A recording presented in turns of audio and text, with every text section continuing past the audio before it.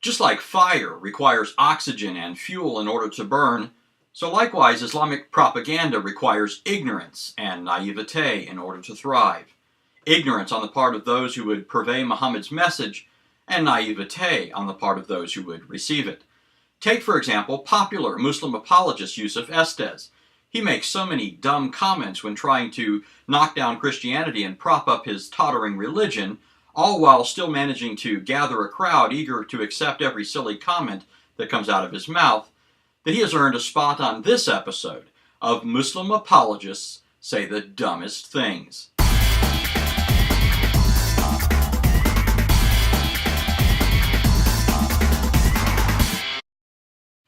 Yusuf often claims to have been a Christian minister before abandoning faith in the Lord Jesus Christ in order to submit to Muhammad and his partner, Allah. As a former Christian minister, Yusuf would have heard that Christianity started in Jerusalem and from there spread to Judea, Samaria, and the uttermost parts of the world. In spite of this, Yusuf believes that Christianity started in Rome. Far more interesting than that idea, or at least far more entertaining and revealing for present purposes, is what Yusuf believes about the who, the when, and the where of Roman Catholicism. The Catholic Church was in business about 300 years before Jesus was born. It's on their website. Don't go like this. Boy, have I been mistaken. I guess I need to read a bit more. Tell us what really happened, Yusuf.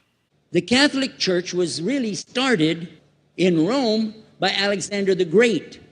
So, according to Yusuf, Alexander the Great went to Rome in order to establish Roman Catholicism 300 years before the coming of Jesus. And I suppose he got there in a Boeing 747. And since this was over a millennia before Muhammad spawned the religion of terror, no doubt the armor-clad, sword-wielding Alexander was able to pass through airport security with great quickness, perhaps as quickly as Muhammad could order the assassination of someone who made fun of him. Of course, these claims are completely silly.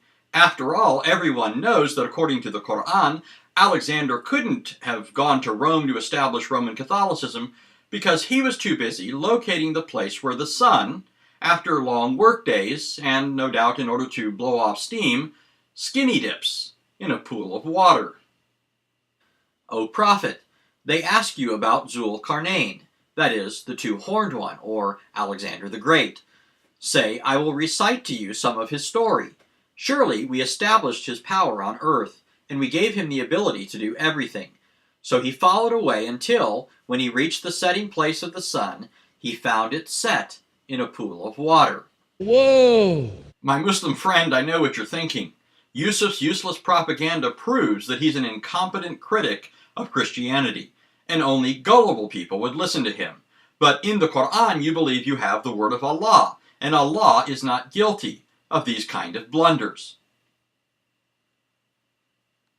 Truth be told, as historically challenged as Yusuf is, Allah makes Yusuf look like a piker. For example, in the Quran we're told that one of Joseph's two prison mates was executed by Pharaoh by means of crucifixion, even though crucifixion did not exist at the time of Joseph. O my prison mates, the first of you will be restored as the chief wine butler for the king. The other one will be crucified, and birds will eat off his head. Thus is the case decided about what you ask. Whoa! The Quran also tells us that the Pharaoh of the time of Moses told Haman to make a fire and fashion clay bricks and then build a tower that reaches up to the heavens, in order that Pharaoh might ascend up through it and then look at the place where Moses said that his God dwells, in order to expose him as a liar. And all of this even though Haman did not exist at the time of the Pharaoh of Moses, and neither of them existed at the time of the construction of the Tower of Babel. And Pharaoh said, O chiefs, I do not know of any God for you except myself. Therefore, O Haman, fire up a large oven to make bricks from the clay for me, and build me a high tower so that I may climb up to the place where Moses, says his God is. But as far as I know, I think Musa is one of the liars. Whoa! The Quran also speaks of a suit of iron chainmail at the time of David, even though chainmail did not exist at that time. We bestowed grace aforetime on David from ourselves. O ye mountains, sing ye back the praises of Allah with him, and ye birds also. And we made the iron soft for him, commanding, Make thou coats of mail, balancing well the rings of chain armor, and work ye righteousness. For be sure I see clearly all that ye do. Whoa!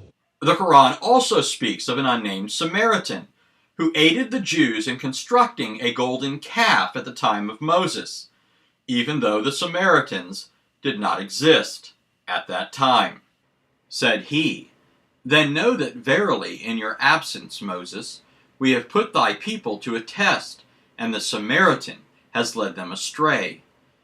They answered, We did not break our promise to thee of our own free will, but this is what happened. We were loaded with the sinful burdens of the Egyptian people's ornaments, and so we threw them into the fire, and likewise did this Samaritan cast his into it. The Samaritan made them a statue of a calf, which had a lowing sound.